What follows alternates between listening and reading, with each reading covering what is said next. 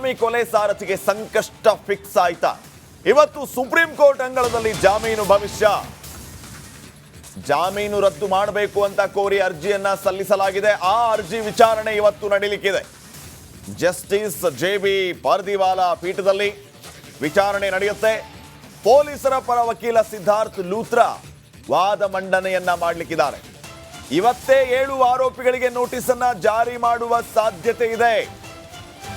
ಪ್ರಕರಣದ A1 Pavithra Gowda, A2 Darshan, ಹಾಗೇನೆ Nagaraj, Lakshman, Anukumar, Jagadish, ಪ್ರದೋಷ್ಗೆ notice ನೀಡುವ ಸಾಧ್ಯತೆ ಇದೆ. ಹಾಗಿದ್ರೆ ಇವತ್ತಿನ ಸುಪ್ರೀಂ ಕೋರ್ಟ್ನ ವಿಚಾರಣೆಯಲ್ಲಿ ಎಂಥ ಮಹತ್ತರ ಬೆಳವಣಿಗೆ ಆಗಬಹುದು? ಕೊಲೆ ಆರೋಪಿ ನಟ ದರ್ಶನ್ಗೆ ಮತ್ತೆ ಜೈಲ, ಜಾಮೀನು ರದ್ದಾಗಬಹುದಾ? ಕೂಡಲೇ ಎಲ್ಲ ಆರೋಪಿಗಳಿಗೆ ನೋಟಿಸ್ ಅನ್ನ ಜಾರಿ ಮಾಡಬಹುದಾ?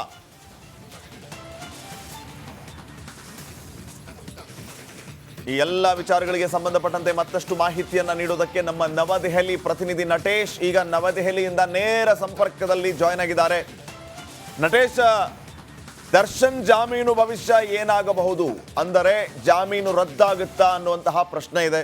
ಸುಪ್ರೀಂ ಕೋರ್ಟ್ಗೆ ಈಗಾಗಲೇ ಅರ್ಜಿಯನ್ನ ಸಲ್ಲಿಸಲಾಗಿದೆ, ಈ ಎಲ್ಲ ಆರೋಪಿಗಳ ಜಾಮೀನನ್ನ ರದ್ದು ಮಾಡಬೇಕು ಅಂತ. ಏನೇನು ಆಗುತ್ತೆ, ಎಷ್ಟೊತ್ತಿಗೆ ವಿಚಾರಣೆ ಬರುತ್ತೆ ಸುಪ್ರೀಂ ಕೋರ್ಟಲ್ಲಿ, ಏನು ಅಪ್ಡೇಟ್ಸ್ ಕೊಡ್ತೀರಿ?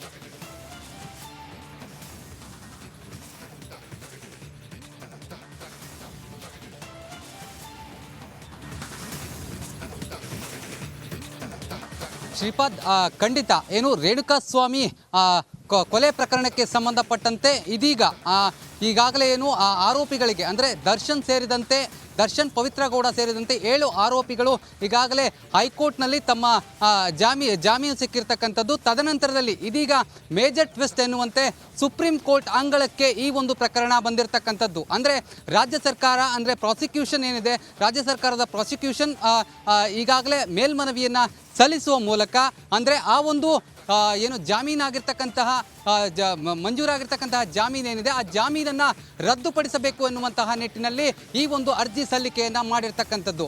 ಇದೊಂದು ದರ್ಶನ್ ಫ್ಯಾನ್ಸ್ಗೆ ಇದೊಂದು ಬಿಗ್ ಡೇ ಅಂತಲೇ ಹೇಳಬೇಕಾಗತ್ತೆ. ಯಾಕಂದರೆ ಪ್ರಮುಖವಾಗಿ ಈಗಾಗಲೇ ಒಂದು ಬಿಗ್ ರಿಲೀಫನ್ನು ಪಡೆದುಕೊಂಡಿದ್ದೀನಿ ಎನ್ನುವಂತಹ ದರ್ಶನ್ಗೆ ಮತ್ತೆ ಸಂಕಷ್ಟ ಎದುರಾಗುತ್ತಾ ಎನ್ನುವಂತಹ ಪ್ರಶ್ನೆ ಈಗ ಎದುರಾಗಿರ್ತಕ್ಕಂಥದ್ದು. ಬಹಳ ಪ್ರಮುಖವಾಗಿ ಈಗಾಗಲೇ 1492 ಪುಟಗಳ ಚಾರ್ಜ್ ಶೀಟನ್ನು ಪೊಲೀಸರು ಕೂಡ ಸಲ್ಲಿಸಿರ್ತಕ್ಕಂಥದ್ದು. ಇಲ್ಲಿ ಪ್ರಮುಖವಾಗಿ 15ಕ್ಕೂ ಹೆಚ್ಚು ಅಂಶಗಳನ್ನು ಈ ಒಂದು ಏನು ಅರ್ಜಿಯಲ್ಲಿ ಸಲ್ಲಿಕೆ ಮಾಡಿರ್ತಕ್ಕಂಥದ್ದು. ಪ್ರಮುಖವಾಗಿ ಆ ಒಂದು ಪ್ರಕರಣಕ್ಕೆ ಸಂಬಂಧಪಟ್ಟಂತೆ ಅಂದರೆ ರೇಣುಕಾಸ್ವಾಮಿ ಕೊಲೆ ಪ್ರಕರಣಕ್ಕೆ ಸಂಬಂಧಪಟ್ಟಂತೆ ಯಾವ್ಯಾವ ದಾಖಲೆಗಳಿದ್ವೋ ಅವೆಲ್ಲವನ್ನು ಕೂಡ ಈ ಬಾರಿ ಸುಪ್ರೀಂ ಕೋರ್ಟಿನ ಅರ್ಜಿಯನ್ನು ಸಲ್ಲಿಸಿದ್ದಾರೆ. ಇದರ ಜೊತೆ ಎಲ್ಲ ನಕಲುಗಳನ್ನು ಕೂಡ ಲಗತ್ತಿಸಿರ್ತಕ್ಕಂಥದ್ದು. ಇಲ್ಲಿ ಪ್ರಮುಖವಾಗಿ ಒಂದೊಂದಾಗಿ ಹೇಳ್ತಾ ಹೋದರೆ ಪ್ರಮುಖವಾಗಿ ಹೈಕೋರ್ಟ್ನಲ್ಲಿ ಆದೇಶದ ಪ್ರತಿ ಏನು ಬಂತು ಅಂದರೆ ಜಾಮೀನು ಬಂದಂಥ ಅರ್ಜಿ ಏನಿತ್ತು ಅದರಲ್ಲಿ ಆದೇಶದ ಪ್ರತಿ ಏನಿದೆ ಆದೇಶದ ಪ್ರತಿಯನ್ನು ಸಂಪೂರ್ಣವಾಗಿ ಅಷ್ಟು ಆದೇಶ ಪ್ರತಿಯನ್ನು ಈ ಸುಪ್ರೀಂ ಕೋರ್ಟ್ಗೆ ಅರ್ಜಿಯಲ್ಲಿ ಸಲ್ಲಿಸಲಾಗಿರ್ತಕ್ಕಂಥದ್ದು. ಇದರ ಜೊತೆಗೆ ಪೋಸ್ಟ್ಮಾರ್ಟಮ್ ರಿಪೋರ್ಟ್ ಅಂದರೆ ರೇಣುಕಾಸ್ವಾಮಿ ಕೊಲೆಯ ನಂತರದಲ್ಲಿ ಪೋಸ್ಟ್ಮಾರ್ಟಮ್ ರಿಪೋರ್ಟ್ ಏನಿದೆ ಅದರ ಸಂಪೂರ್ಣ ವರದಿಯನ್ನು ಕೂಡ ಪೊಲೀಸರು ಸುಪ್ರೀಂ ಕೋರ್ಟ್ಗೆ ಸಲ್ಲಿಸಿರ್ತಕ್ಕಂಥದ್ದು. ಇದರ ಜೊತೆಗೆ ಆ ಗ್ರೌಂಡ್ ಅರೆಸ್ಟ್ ಆದಂತಹ ಸಂದರ್ಭದಲ್ಲಿ ಅಲ್ಲಿ ಕಂಪ್ಲೇಂಟ್ ಏನು ದಾಖಲು ಮಾಡಿರ್ತಾರೆ ಅಂದರೆ ಕಾಮಾಕ್ಷಿಪಾಳ್ಯ ಪೊಲೀಸ್ ಠಾಣೆಯಲ್ಲಿ ಏನು ಕಂಪ್ಲೇಂಟನ್ನು ದಾಖಲೆ ಮಾಡಿದ್ರು ಅದರ ದಾಖಲಾತಿಗಳು ಜೊತೆಗೆ ಅದರ FIR ಕಾಪಿಗಳಿರಬಹುದು. ಇದೆಲ್ಲದರ ಜೊತೆಗೆ ಏನು ಇನ್ವೆಸ್ಟಿಗೇಷನ್ ಏನು ಮಾಡಿರ್ತಾರೆ ಅಂದರೆ ಫಸ್ಟ್ ಇನ್ವೆಸ್ಟಿಗೇಷನ್ ಏನು ಮಾಡಿರ್ತಾರೆ ಅದರ ಎಲ್ಲ ಸಂಪೂರ್ಣ ವರದಿಗಳಿರ್ಬೋದು. ಅದರ ಜೊತೆಗೆ ಅದರ ಸಾಕ್ಷಿಗಳು ಅಂದರೆ ಯಾವೆಲ್ಲ ಸಾಕ್ಷಿಗಳಿದ್ವು ಆ ಸಾಕ್ಷಿಯ ಸಂಪೂರ್ಣ ರಿಪೋರ್ಟ್ ಏನಿದೆ ಆ ಎಲ್ಲ ರಿಪೋರ್ಟ್ಗಳನ್ನು ಕೂಡ ಸುಪ್ರೀಂ ಕೋರ್ಟ್ಗೆ ಸಲ್ಲಿಸಿರ್ತಕ್ಕಂಥದ್ದು. ಇನ್ನೇನು ಕೆಲವೇ ಕ್ಷಣಗಳಲ್ಲಿ ಈ ಒಂದು ಪ್ರಕರಣದ ವಿಚಾರಣೆ ಆರಂಭ ಆಗುತ್ತೆ ಎನ್ನುವಂತಹ ಮಾಹಿತಿ ಕೂಡ ಸಿಗ್ತಾ ಇರ್ತಕ್ಕಂಥದ್ದು. ಅಂದರೆ ಥ್ಯಾಂಕ್ ಯು ನಟೇಶ್ ಮಾಹಿತಿಗಾಗಿ. ಇನ್ನು ಮತ್ತೊಂದು ಕಡೆ ಪರಪ್ಪನ ಅಗ್ರಹಾರದಲ್ಲಿ ದರ್ಶನ್ಗೆ ರಾಜಾತಿಥ್ಯದ ವಿಚಾರಕ್ಕೆ ಸಂಬಂಧಪಟ್ಟಂತೆ ರಾಜಾತಿಥ್ಯವನ್ನ ನೀಡಿದವರಿಗೆ ಸಂಕಷ್ಟ ಎದುರಾಯ್ತಾ ಅನ್ನುವಂತಹ ಪ್ರಶ್ನೆ ಮೂಡ್ತಾ ಇದೆ. ದರ್ಶನ್ಗೆ ರಾಜಾತಿಥ್ಯ ಕೊಟ್ಟ ಅಧಿಕಾರಿಗಳಿಗೆ ಸಂಕಷ್ಟ ಫೇಕ್ಸ್. 3 ಜೈಲಾಧಿಕಾರಿಗಳ ವಿರುದ್ಧ ಚಾರ್ಜ್ ಶೀಟ್ ಸಲ್ಲಿಕೆಗೆ ಮಾಲಿನಿ ಕೃಷ್ಣಮೂರ್ತಿ ಅನುಮತಿಯನ್ನ ಕೂಡ ನೀಡಿರೋದು. ಕಾರಾಗೃಹ ಇಲಾಖೆ DGP ಮಾಲಿನಿ ಕೃಷ್ಣಮೂರ್ತಿ ಅವರು ಈಗ ಚಾರ್ಜ್ ಶೀಟ್ ಸಲ್ಲಿಸುವುದಕ್ಕೆ ಅನುಮತಿ ನೀಡಿರುವ ಹಿನ್ನೆಲೆ ದರ್ಶನ್ಗೆ ರಾಜಾತಿಥ್ಯವನ್ನ ಯಾರು ನೀಡಿದ್ದಾರೆ ಅವರಿಗೆ ಸಂಕಷ್ಟ ಫೇಕ್ಸ್. 3 ಹಿರಿಯ ಅಧಿಕಾರಿಗಳ ವಿರುದ್ಧ ಚಾರ್ಜ್ ಶೀಟ್ ಅನ್ನ ಸಲ್ಲಿಸುವುದಕ್ಕೆ ಎಲ್ಲ ಸಿದ್ಧತೆಗಳಾಗ್ತಾ ಇದೆ.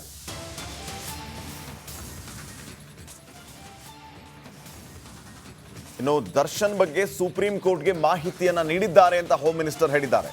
ಹಲವು ದಾಖಲೆಗಳನ್ನ ಕೋರ್ಟ್ಗೆ ಸಲ್ಲಿಸಿದ್ದಾರೆ ಅಂತ ಬೆಂಗಳೂರಿನಲ್ಲಿ ಗೃಹ ಸಚಿವ ಪರಮೇಶ್ವರ್ ಹೇಳಿಕೆಯನ್ನ ಕೊಟ್ಟಿರೋದು. ಪೊಲೀಸರು ಏನ್ ಮಾಡಬೇಕು ಅದನ್ನ ಮಾಡ್ತಾ ಇದ್ದಾರೆ. ಕೋರ್ಟ್ ಏನು ಆದೇಶ ಕೊಡುತ್ತೋ ನೋಡೋಣ ಅಂತ ಹೇಳಿ ಗೃಹ ಸಚಿವ ಪರಮೇಶ್ವರ್ ಅವರು ಹೇಳಿಕೆ ನೀಡಿದ್ದಾರೆ.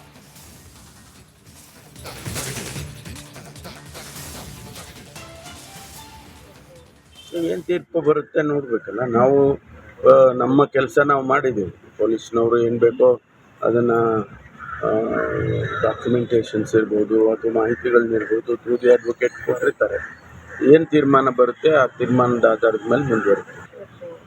ಏನು ತೀರ್ಪು ಬರುತ್ತೆ ನೋಡ್ಬೇಕಲ್ಲ. ಸ್ವಾಮಿ ಕೊಲೆ ಸಾರಥಿಗೆ ಸಂಕಷ್ಟ ಫಿಕ್ಸ್ ಆಯ್ತಾ? ಇವತ್ತು ಸುಪ್ರೀಂ ಕೋರ್ಟ್ ಅಂಗಳದಲ್ಲಿ ಜಾಮೀನು ಭವಿಷ್ಯ. ಜಾಮೀನು ರದ್ದು ಮಾಡಬೇಕು ಅಂತ ಕೋರಿ ಅರ್ಜಿಯನ್ನ ಸಲ್ಲಿಸಲಾಗಿದೆ. ಆ ಅರ್ಜಿ ವಿಚಾರಣೆ ಇವತ್ತು ನಡೀಲಿಕ್ಕಿದೆ. ಜಸ್ಟಿಸ್ ಜೆ.ಬಿ. ಪಾರ್ದಿವಾಲಾ ಪೀಠದಲ್ಲಿ ವಿಚಾರಣೆ ನಡೆಯುತ್ತೆ. ಪೊಲೀಸರ ಪರ ವಕೀಲ ಸಿದ್ಧಾರ್ಥ್ ಲೂಥ್ರಾ ವಾದ ಮಂಡನೆಯನ್ನ ಮಾಡಲಿಕ್ಕಿದ್ದಾರೆ. ಇವತ್ತೇ 7 ಆರೋಪಿಗಳಿಗೆ ನೋಟಿಸ್ ಅನ್ನ ಜಾರಿ ಮಾಡುವ ಸಾಧ್ಯತೆ ಇದೆ. ಪ್ರಕರಣದ A1 ಪವಿತ್ರ ಗೌಡ, A2 ದರ್ಶನ್, ಹಾಗೇನೆ ನಾಗರಾಜ್, ಲಕ್ಷ್ಮಣ್, ಅನುಕುಮಾರ್, ಜಗದೀಶ್, ಪ್ರದೋಷ್ಗೆ ನೋಟಿಸ್ ನೀಡುವ ಸಾಧ್ಯತೆ ಇದೆ. ಹಾಗಿದ್ರೆ ಇವತ್ತಿನ ಸುಪ್ರೀಂ ಕೋರ್ಟ್ನ ವಿಚಾರಣೆಯಲ್ಲಿ ಎಂಥ ಮಹತ್ತರ ಬೆಳವಣಿಗೆ ಆಗಬಹುದು? ಕೊಲೆ ಆರೋಪಿ ನಟ ದರ್ಶನ್ಗೆ ಮತ್ತೆ ಜೈಲ, ಜಾಮೀನು ರದ್ದಾಗಬಹುದಾ? ಕೂಡಲೇ ಎಲ್ಲ ಆರೋಪಿಗಳಿಗೆ ನೋಟಿಸ್ ಅನ್ನ ಜಾರಿ ಮಾಡಬಹುದಾ?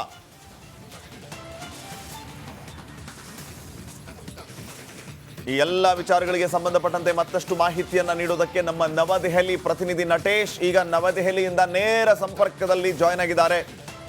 ನಟೇಶ್, ದರ್ಶನ್ ಜಾಮೀನು ಭವಿಷ್ಯ ಏನಾಗಬಹುದು? ಅಂದರೆ ಜಾಮೀನು ರದ್ದಾಗುತ್ತಾ ಅನ್ನುವಂತಹ ಪ್ರಶ್ನೆ ಇದೆ. ಸುಪ್ರೀಂ ಕೋರ್ಟ್ಗೆ ಈಗಾಗಲೇ ಅರ್ಜಿಯನ್ನ ಸಲ್ಲಿಸಲಾಗಿದೆ ಈ ಎಲ್ಲ ಆರೋಪಿಗಳ ಜಾಮೀನನ್ನ ರದ್ದು ಮಾಡಬೇಕು ಅಂತ. ಏನೇನು ಆಗುತ್ತೆ, ಎಷ್ಟೊತ್ತಿಗೆ ವಿಚಾರಣೆ ಬರುತ್ತೆ ಸುಪ್ರೀಂ ಕೋರ್ಟಲ್ಲಿ, ಏನು ಅಪ್ಡೇಟ್ಸ್ ಕೊಡ್ತೀರಿ?